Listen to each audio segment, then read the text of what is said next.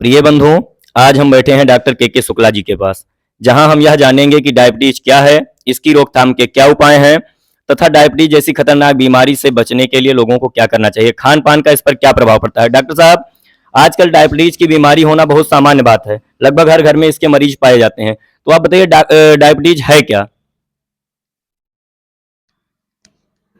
देखिए, डायबिटीज दो शब्दों से मिलकर बना है। जी। एक शब्द है डायबिटीज, दूसरा है मेलाइटस। जी। डायबिटीज का मतलब होता है अधिक मात्रा में पेशाब का होना, जी। और मेलाइटस का मतलब होता है मीठा। जी। कहने का मतलब ये है कि अगर मीठा पेशाब बहुत अधिक मात्रा में आने लगे तो इसी बीमारी को हम डायबिटीज मेलाइटस कहते हैं। जी। जी। थोड़ा सा और ब्रेक डाउन करेंगे इसको। जी। हम लोग जो खाना खाते हैं जी। इसमें कुछ न्यूट्रिएंट्स होते हैं, जी। जैसे carbohydrate, protein, fat, vitamins, minerals. जी। इन सब की हमें संतुलित मात्रा में ज़रूरत पड़ती है। जी। तो इसी तरह से कार्बोहाइड्रेट की भी हमें ज़रूरत है, क्योंकि इसी से हमें ऊर्जा मिलती है। एक स्वस्थ आदमी को दिन भर में 325 से 225 ग्राम कार्बोहाइड्रेट प्रतिदिन लेना चाहिए। लेकिन अगर डायबिटीज की बीमारी हो गई है तो थोड़ा कम लेना चाहिए। लेकिन 100 ग्राम कार्बोहाइड्रेट डायबिटीज के मरीज को भी लेना अनिवार्य है, प्रतिदिन। प्रतिदिन लेना जरूरी है। तो डायबिटीज का संबंध जो है ये कार्बोहाइड्रेट से ही है।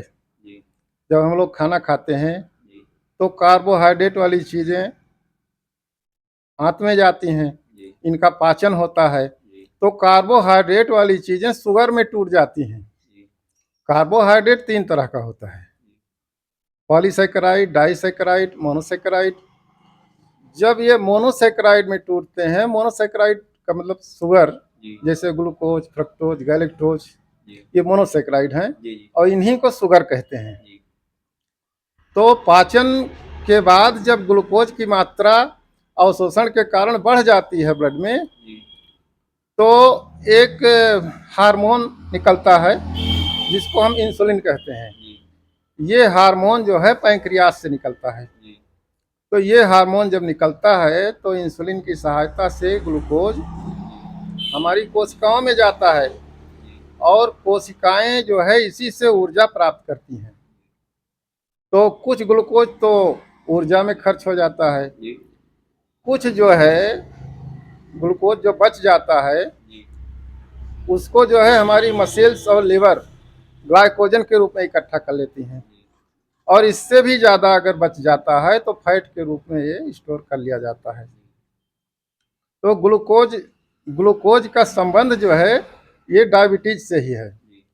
तो अगर इंसुलिन की मात्रा कम हो जाए किसी तरह से, तो हमारे ब्लड में जो ग्लूकोज है ये कोशिकाओं में नहीं जा पाता है, तो ग्लूकोज की मात्रा बढ़ने लगती है ब्लड में, और यही मात्रा जब इतनी बढ़ जाती है कि 180 mg/dl से ऊपर चली जाती है तो ये पेशाब में आने लगता है। इसीलिए पेशाब मीठा हो जाता है। इसीलिए कहते हैं कि जब मीठा पेशाब अधिक मात्रा में होने लगे तो इसी बीमारी को हम डायबिटीज मेलाइटस कहते हैं। जी डॉक्टर साहब, एक दूसरा प्रश्न है कि डायबिटीज मेलाइटस के लक्षण क्या हैं तथा यह कितने प्रकार का होता है? देखिए, डायबिटीज मेलाइटस के लक्षण, सबसे पहला लक्षण तो यह है कि इसमें प्यास बहुत लगती है, क्योंकि ग्लूकोज का लेवल बढ़ जाता है ब्लड में। तो शरीर ग्लूकोज को बाहर निकालने के लिए जो है एक मैकेनिज्म अपनाता है जिससे हमको प्यास ज़्यादा लगती है, और प्यास ज़्यादा लगती है तो पेशाब ज़्यादा होता है। तो सबसे पहला लक्षण तो ये है कि प्यास ज़्यादा लगती है। दूसरा लक्षण यह है पेशाब ज़्यादा होता है, रात में भी बार बार पेशाब जाना पड़ता है, शरीर में कमजोरी, थकावट, और इसमें भूख भी ज़्यादा लगती है। डायबिटीज मेलाइटस के लक्षण में प्यास भी ज़्यादा है, पेशाब भी ज़्यादा है और भूख भी ज़्यादा लगती है। ये सारे लक्षण आते हैं डायबिटीज मेलाइटस में। ये कितने प्रकार के होते हैं? वैसे तो डायबिटीज मेलाइटस जो है ये 5 तरह की होती है, लेकिन 2 प्रकार इसके मुख्य हैं, जैसे diabetes type 1, diabetes type 2, gestational diabetes, maturity onset diabetes of youngs, और 5वां है latent autoimmune diabetes mellitus of adults. 5 तरह की होती है, लेकिन मुख्य रूप इसके 2 ही हैं, जैसे टाइप 1 और टाइप 2।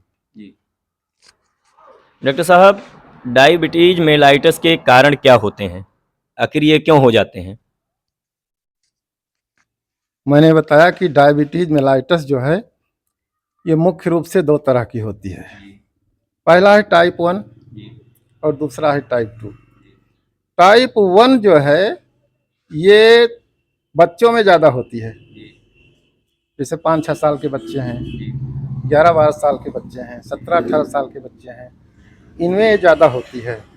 कहने का मतलब यह है कि डायबिटीज टाइप 1 जो है 40 साल के अंदर ही ज़्यादा होती है। और ये जो है आपने पूछा कि कारण क्या है, डायबिटीज टाइप 1 का कारण जो है ये एक ऑटो इम्यून डिजीज है।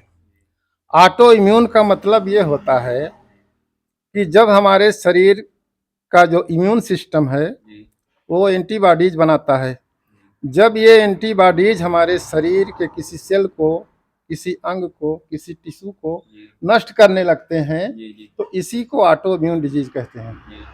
तो टाइप 1 डायबिटीज में होता यह है कि हमारे शरीर का जो इम्यून सिस्टम है वो ऐसी एंटीबॉडीज बनाता है कि जो पैंक्रियास की बीटा सेल हैं जो इंसुलिन को सेक्रेट करती हैं, इन्हीं बीटा सेल को ही खत्म करने लगता है।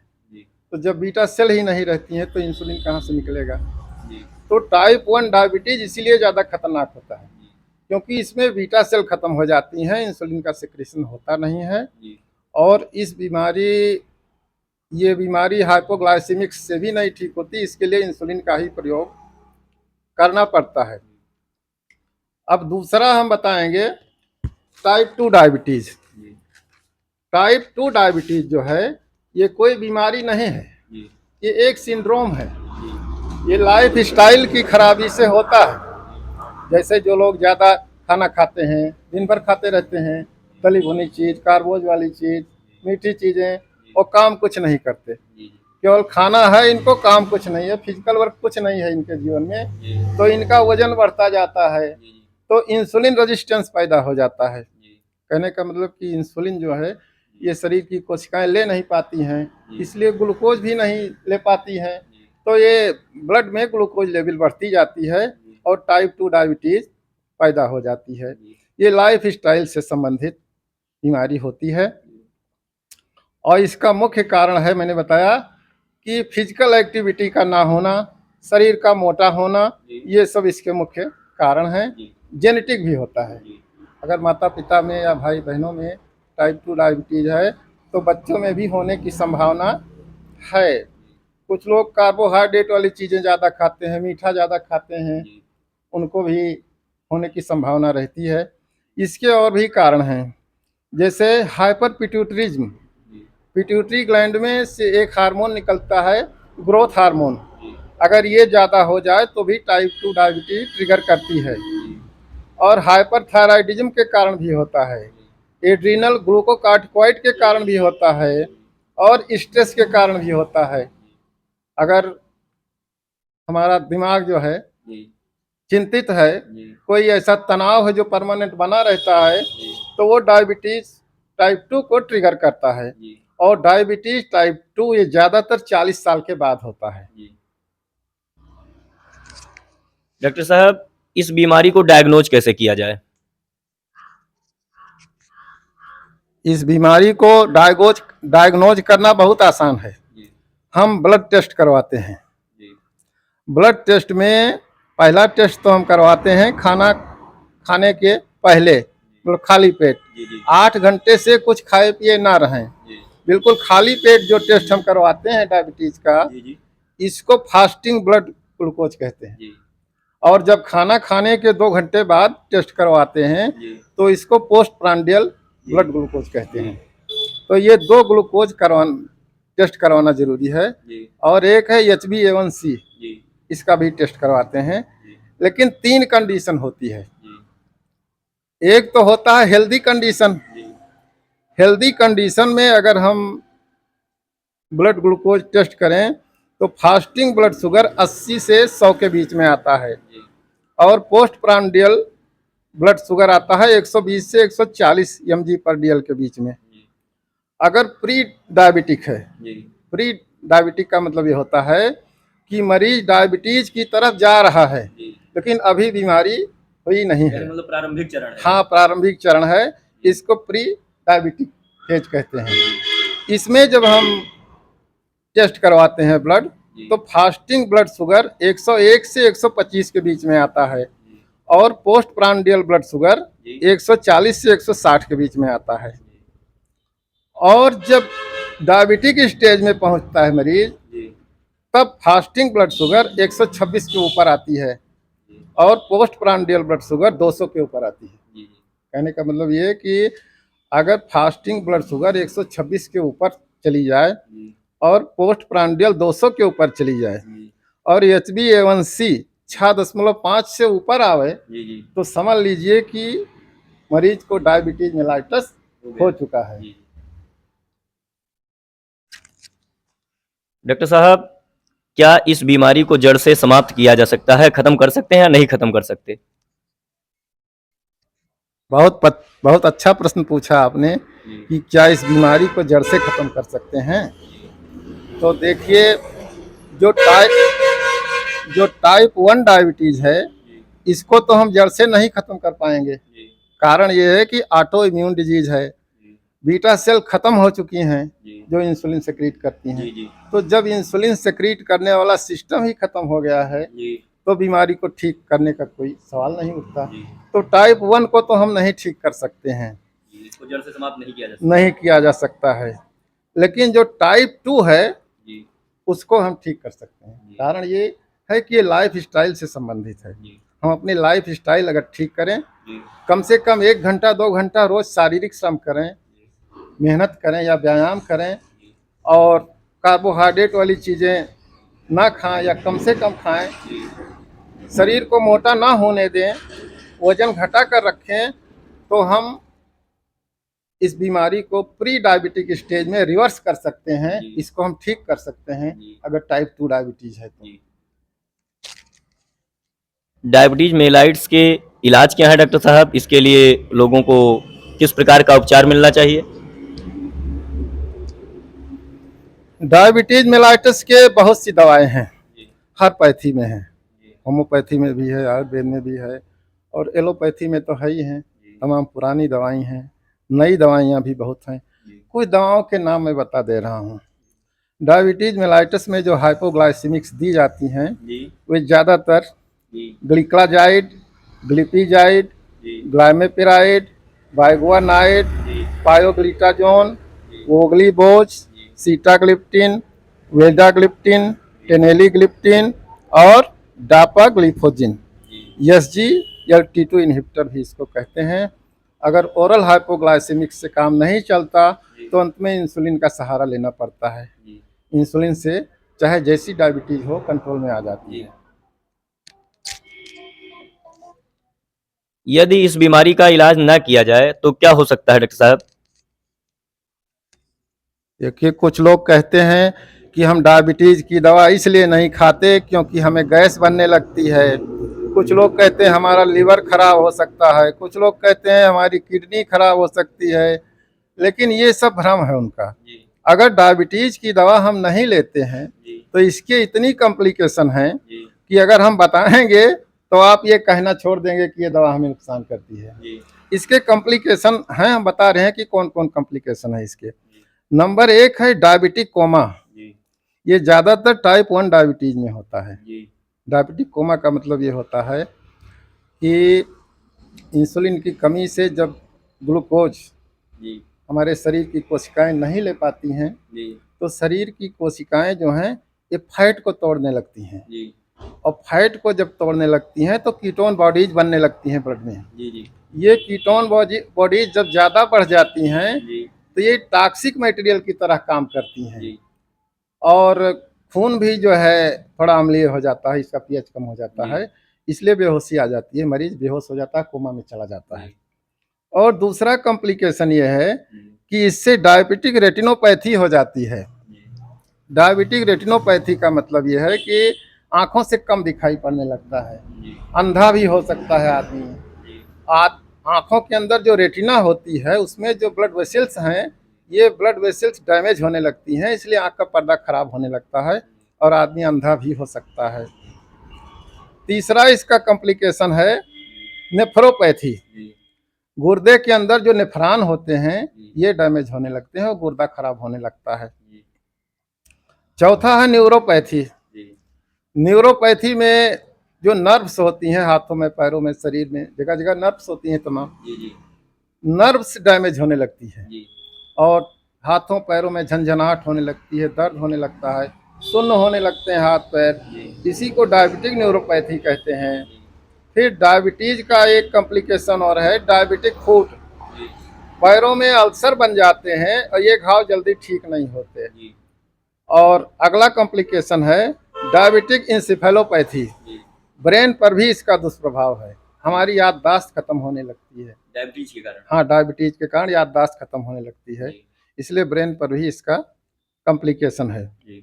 सातवां इसका जो कॉम्प्लिकेशन है वो माइक्रो एंजियोपैथी है। मतलब माइक्रो एंजियोपैथी का मतलब ये होता है कि शरीर में जो कैपिलरीज हैं ब्लड की, जैसे आर्टेरियोल्स हैं, वेन्यूल्स हैं, जो पतली पतली कैपिलरीज हैं, ये डैमेज होने लगती हैं। तो जिस अंग की कैपिलरीज डैमेज होने लगती हैं उस अंग से संबंधित लक्षण आने लगते हैं, इसी को माइक्रो एंजियोपैथी कहते हैं। और इसका अगला जो है कॉम्प्लिकेशन है हिपैटोमेगैली, मतलब लीवर बढ़ जाता है। मायोपैथी हो जाती है। मायोपैथी का मतलब पेशियां कमजोर होने लगती हैं, थकावट रहती है, मरीज कहता है कि कुछ काम करने की इच्छा नहीं कहती, हमेशा दर्द होता रहता है शरीर में, इसको जो है डायबिटिक मायोपैथी कहते हैं। और अंत में जो है इसका एक कॉम्प्लिकेशन है ऑस्टियोपैथी। ऑस्टियोपैथी का मतलब शरीर की हड्डियां कमजोर होने लगती हैं, ऑस्टियोपोरोसिस होने लगती है, जरा सा झटका लग जाए, जरा सा गिर जाए आदमी तो हड्डियां टूट जाती हैं, कमजोर, बहुत लचीली हाँ, हो बहुत जाती हैं। कमजोर हो जाती हैं। ये भी इस बीमारी का कॉम्प्लिकेशन है। तो इस तरह से कॉम्प्लिकेशन बहुत है। अगर आप दवा नहीं लेते हैं और कुछ साल तक बिना दवा के चलते हैं, डायबिटीज बढ़ी रहती है, तो इनमें से कोई भी कॉम्प्लिकेशन हो सकता है और एक से ज्यादा कॉम्प्लिकेशन भी हो सकता है एक साथ। बिल्कुल, इसलिए दवा लेना जरूरी होता है। डायबिटीज मेलाइट्स और डायबिटीज इंसिपिड्स में क्या अंतर होते हैं, इसके विषय में थोड़ा बता दीजिए। देखिए, प्रश्न आपने बहुत अच्छा पूछा कि डायबिटीज मेलाइटिस और डायबिटीज इंसिपिडस में क्या अंतर है। लक्षण तो दोनों में एक ही आते हैं, जैसे अधिक प्यास लगती है, पेशाब भी ज़्यादा लगती है, ये दोनों में है, लेकिन इसका जो काजेटिव फैक्टर है वो अलग अलग है। डायबिटीज मेलाइटस का कारण इंसुलिन है और डायबिटीज इंसिपिडस का कारण एक हार्मोन होता है एडीएच, इसको वैसोप्रेसिन भी कहते हैं, इसकी कमी से डायबिटीज इंसिपिडस होता है। दूसरी चीज यह है कि डायबिटीज मेलाइटस में खून में ग्लूकोज की मात्रा बढ़ जाती है, ये पेशाब में भी आने लगती है, लेकिन डायबिटीज इंसिपिडस में खून में ग्लूकोज की मात्रा नहीं बढ़ती और पेशाब में भी नहीं आती है। सबसे ज्यादा अंतर यही है। एक अंतिम प्रश्न डॉक्टर साहब, आपने बताया कि डायबिटीज मेलाइटस का संबंध मानसिक तनाव से भी होता है, तो मानसिक तनाव कम करने के लिए लोगों को क्या करना चाहिए? देखिए, वैसे तो ये प्रश्न जो है विषय से थोड़ा सा हटकर है, ये थोड़ा आध्यात्मिक प्रश्न पूछा है आपने, लेकिन कोशिश करेंगे हम इसका भी उत्तर देंगे। हमारे जीवन में बहुत तरह के दुख हैं, टेंशन है, तनाव है, जैसे शारीरिक है, मानसिक है, पारिवारिक है, सामाजिक है, आर्थिक है। अगर अपने लक्ष्य में हम कामयाब ना हों, जी, बहुत सारे प्रकार तो के भी तनाव हैं जीवन में। बहुत सारे तरह तरह के तनाव हैं। जी, लेकिन एक बात ये याद रखना चाहिए कि ये सारे दुख और तनाव जरूरी हैं, जी, क्योंकि सुख के बिना दुख नहीं और दुख के बिना सुख नहीं। दुख इसलिए जरूरी है कि दुख ही सुखों का आधार है। जी, अगर दुख नहीं तो सुख नहीं, और जी, सुख नहीं तो दुख नहीं। जी, एक दूसरे के बिना एक दूसरे की अनुभूति नहीं बिल्कुल कर एक सकते। दूसरे के पूरक हैं, जी, जी, और सुख के बाद दुख, दुख के बाद सुख जी, आता रहता है। जी, इसी तरह से जीवन चलता रहता है।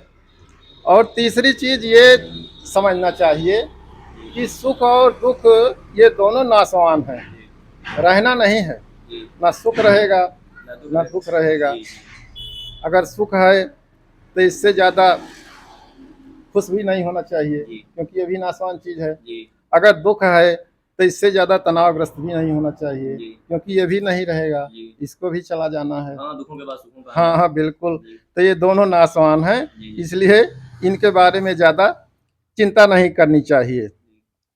वैसे मानसिक तनाव को कम करने के लिए कुछ उपाय हम जी, बता रहे हैं। जी, ऐसा करके आप मानसिक तनाव को कम रख सकते हैं। जी, प्रतिदिन जी, कम से कम 1 घंटा या 2 घंटे शारीरिक श्रम करिए, जी, व्यायाम करिए या कोई मेहनत का काम करिए। जी, इससे होता ये है कि हमारे शरीर में हैप्पी हार्मोन निकलते हैं। जी, शारीरिक श्रम करने से हैप्पी हार्मोन निकलते जी, हैं। हैप्पी हार्मोन मुख्य रूप से 4 तरह के होते हैं, जी, जैसे डोपामिन है, ऑक्सीटोसिन है, सीरोटोनिन है, एंडोर्फिन है। ये सब हार्मोन निकलते हैं तो हमारा मूड जो है फ्रेश रहता है। जी, और अगर मानसिक स्वास्थ्य ठीक है तो शारीरिक स्वास्थ्य भी ठीक है। जी, जी, शरीर स्वस्थ है तो मन भी स्वस्थ है, जी, क्योंकि एक दूसरे के पूरक है ये।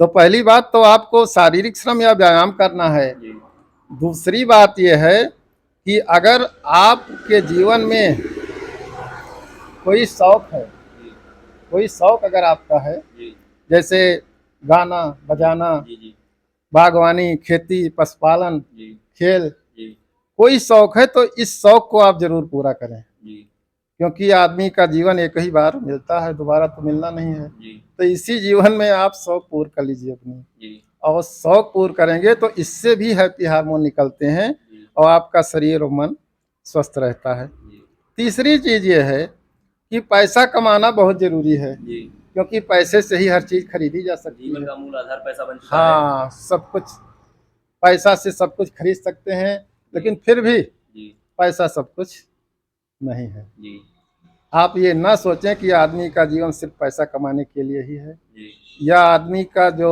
लक्ष्य है वो पैसा कमाना है, ऐसा कुछ नहीं है। जी, पैसे के साथ साथ भी और तमाम चीजें जरूरी हैं। पैसा जीवन का लक्ष्य नहीं है, साधन तो है, लेकिन जीवन का लक्ष्य ना बनाएं इसको, जी, तभी आप खुशहाल रह पाएंगे। चौथी बात यह है कि मित्रों का दायरा बढ़ाएं। जी, और मित्र ऐसे होने चाहिए जी, जो थोड़ा सरल स्वभाव के हों, जी, सफल लोग हों। जी, असफल लोगों को अपना मित्र मत बनाइए। जी, नीच प्रकृति के लोगों से, घमंडी लोगों से, ईर्ष्यालु से, नार्सिस्ट से, बेवकूफ से हमेशा दूर रहिए, जी, और इनसे कभी भी बहस ना करें। जी, मन को हमेशा शांत रखने की कोशिश करें, अपने को शानदार और स्वाभिमानी समझें, लेकिन घमंड नहीं होना चाहिए आपके अंदर। जी, ठीक है, दूसरों के काम में आए, दूसरों के लिए सहायता करें, जी, लेकिन घमंड नहीं होना चाहिए। और अगली चीज ये है कि समाज की बहुत परवाह न करें जी, कि 4 लोग क्या कहते हैं। जी, आप अपने ढंग से जिएं, जी, जो जीवन आपको अच्छा लगता है वो जीवन अपनाएं। जी, इसी में शांति मिलेगी, इसी में सुख मिलेगा आपको।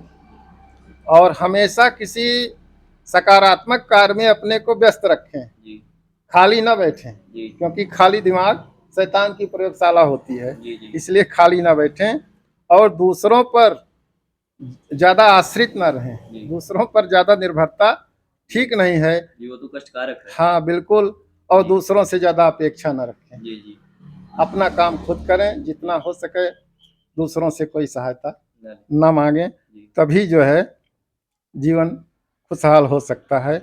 और जीवन में कभी नशीली चीज़ का प्रयोग ना करें। जी, ये तो सब हो गया, और अंतिम चीज़ है और जी। बहुत ज़रूरी चीज़ है, जी, ये चीज़ याद रखना चाहिए कि इस सृष्टि का कोई सृष्टि करता है, किसी ने बनाया है इसको। जी ठीक है, जी सूर्य बनाया, चंद्रमा बनाया, तारे बनाए, पृथ्वी बनाया, जी ये सब घूम रहे हैं, जी। चक्कर लगा रहे हैं, जी ऋतुएं बदल रही हैं, दिन होता है, रात होता है, ये सब आखिर किसी की व्यवस्था तो है। जी तो उसी की व्यवस्था के अनुसार हमको चलना है। जी हम अपने मन से नहीं कुछ कर पाएंगे, जी जो भी है वही है। जी कहने का मतलब कि ईश्वर ही सब कुछ है और सब कुछ ईश्वर ही है, जी उसके बाहर कुछ भी नहीं है। यही सोच करके चाहे जितना दुख आपके जीवन में आवे, चाहे जितना तनाव आवे, परिस्थितियां चाहे जितनी विषम हो, जी लेकिन आप समर्पित भाव से जी केवल यही कहिए उससे हम्म, कि राजी है हम उसी में जिसमें तेरी रजा है ना। जी जी किस्मत में है हमारी जो तेरा फैसला है। बस इतना ही कहना। आपने अपना अमूल्य समय दिया डॉक्टर साहब, इसके लिए आपको बहुत बहुत धन्यवाद।